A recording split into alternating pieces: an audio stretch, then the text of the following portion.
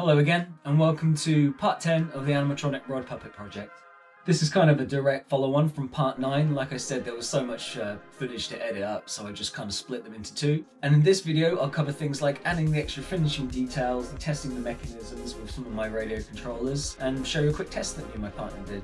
You know, this is for sure a puppet that would benefit from at least 3 people, and we'll cover some of the limitations with just doing it by myself. But the articulation of the puppet really just wants to be focused on by one person, and perhaps you have another person just solely focusing on the eyes and the movement of that. Perhaps the eyebrows would be somebody else, and whoever's providing the voice or the dialogue for this guy would typically be moving the mouth. And I'm under the impression that it would take many days or perhaps weeks to create a cohesive performance between a group of people practicing together to become tight and in sync. So that now that he's built, I can have some fun doing that and thinking of some scenes and a scenario and situation to put him in and figuring out who this guy is. So let's get into it. So in part 9 we covered casting the silicone, getting that painted and glued onto the mechanisms, as well as adding little things like the horns here.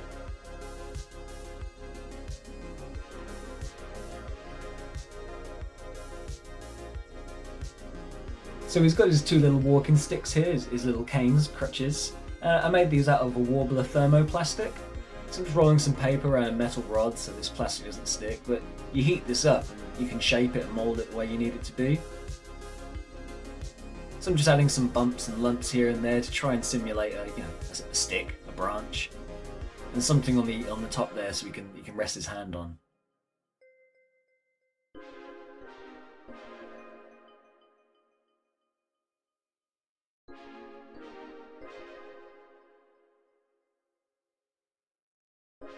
And once you sand those top edges off, it kind of knocks it back and it gives this grainy kind of effect.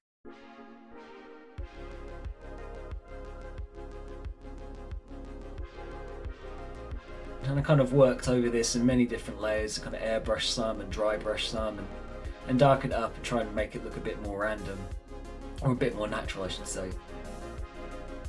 So just using some of this decorative moss and a couple of drops of super glue and just pressing that along to make it look like, vines growing on it, just add a bit of life to it. And because I put that paper on the inside, the metal rods can just divot back in that hole and fit nicely around the hands.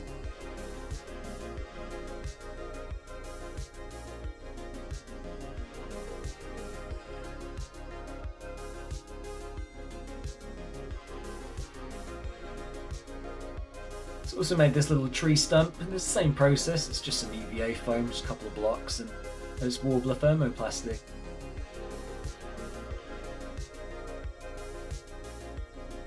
And this little spoon here was an idea that I had that was going to go along with those hands. I'd mentioned in my last video I wasn't super happy with those little grabby hands. And this is kind of why. I mean, the mechanism underneath with the silicone only worked, so. It wasn't a great range of movement. And the biggest problem with it was obviously the weight. Like, I didn't compensate for how heavy it would be.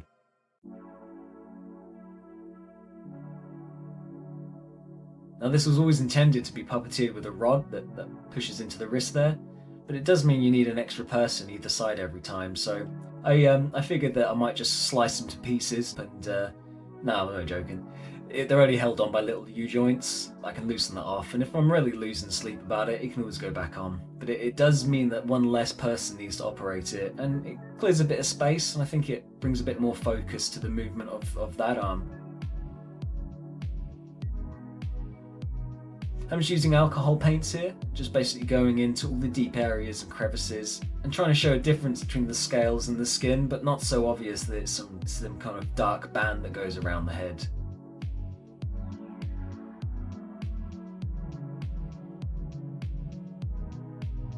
Same with the hands and feet, just adding details into those small crevices and creases, trying to bring up some of that detail that I sculpted.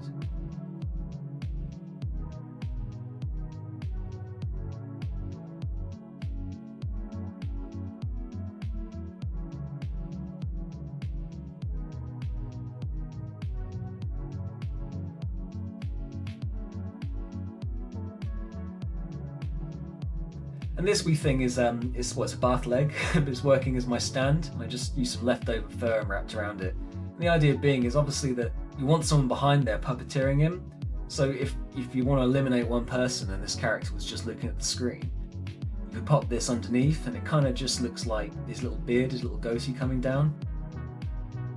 You know, if you cut this camera here, you could just basically have the face moving, and that's one less person you need to operate him. And that's what I did for this little test, just kind of propped him up for a sec and turned on my radios and just playing around with the eye mechanism.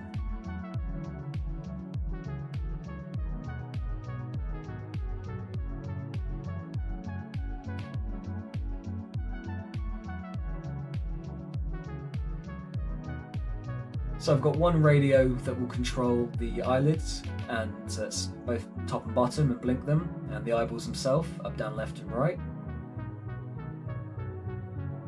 And I've currently got the nose hooked up to one of the channels on this radio, so I'll just flex that a wee bit. But like I said, one person would probably concentrate on the eyes, just the direction and movement and the eyelids themselves. But I was pleased to see that silicone stayed on there and flexed well enough. And same with the jaw. This is another radio, very old 4-channel radio. And I've just hooked that up, and this one basically controls the eyebrows and the jaw itself, so open and close and side to side. This would really benefit from, you know, 2 people here, so someone doing the eyebrows and one person doing the mouth. That way it gives sole focus to the movement whilst one operation is happening.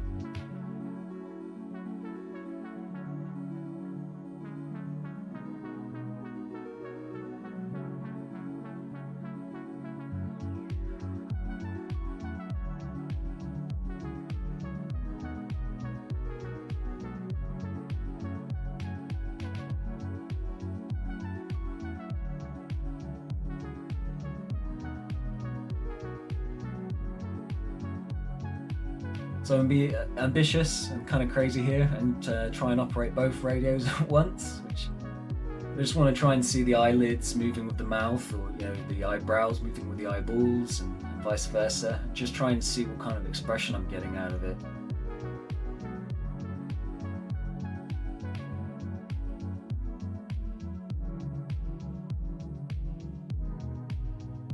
And this is obviously not the right way to go about it, trying to control 2 controllers, one person, but there's a fair amount of servos.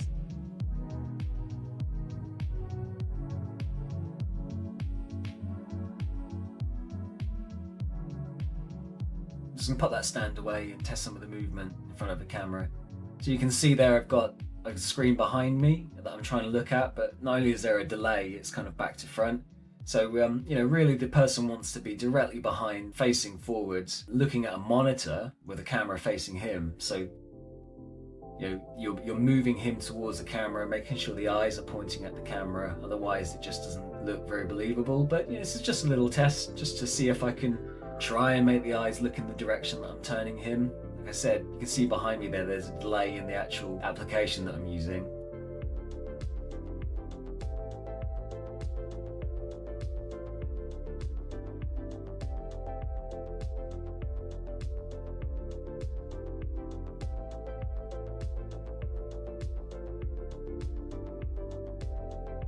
So I'll do the same again and just use the mouth controller now. Just try and get some jaw motion and range of movement.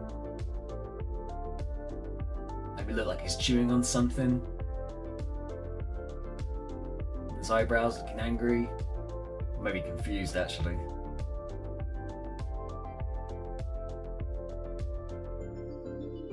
So to try and eliminate some of the people needed for the time being, I need to call in some favours, but I've made this crazy transformer, Megatron I'm going to call it.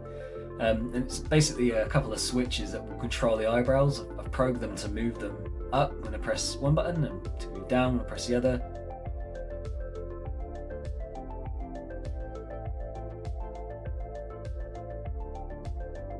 And I'm just going to use this for this short test I'm going to show you now. You know, we haven't had any practice or anything like that, so it's just a simple range of motion just to show you his operations. So I hope you enjoy.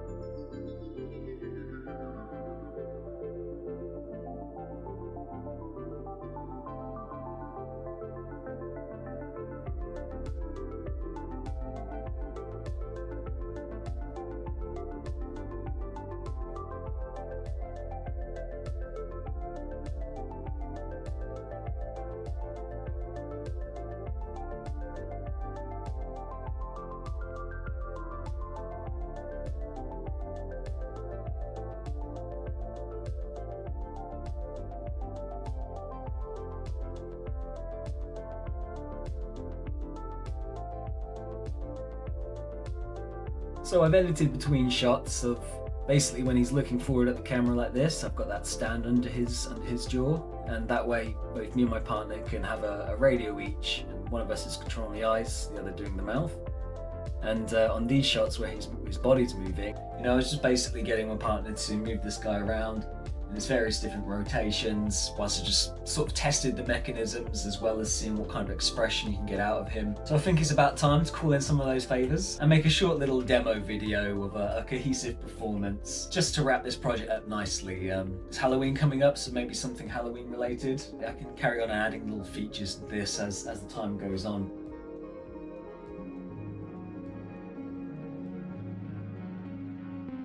So there we are, just a bit of a random test in front of the camera with some basic movements and positions, and that kind of leads me to thinking about what scene to put him in and what he'd be doing in a situation. So I've heard from a few different places now that, to sell a performance, it's something that a bunch of people do in sync, and every movement is planned. So, what I'd need would be maybe a scene and some dialogue, and the expression would move with that. In the direction, who's he talking to? Is he over this side or this side? And so, that video was more or less just like a play, really. It shows some of the expression and that you can get out of this guy, and it's gone all right. So again, like I said in my first video, this entire project was a portfolio piece that would combine everything that I've picked up over the last few years because of my own interest in making creatures and animatronic characters. So it's nice to be able to put all those pieces together into one thing that had mechanical design, 3D print, 3D design,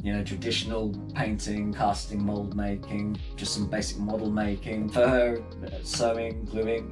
It really does just sort of combine a lot of these different areas into one thing, and I'm fairly pleased with it, and I hope you've enjoyed coming along for the ride. Let's hope this leads to something good. Again, directors, prop masters, anyone who's looking for an enthusiastic guy who's very passionate about this subject, I'm your man, and I'd be interested to hear from you. So thank you anyone who's been following along and staying interested in this project. I'm pleased I've stuck with it and have something to present at the end, so it's alright, innit?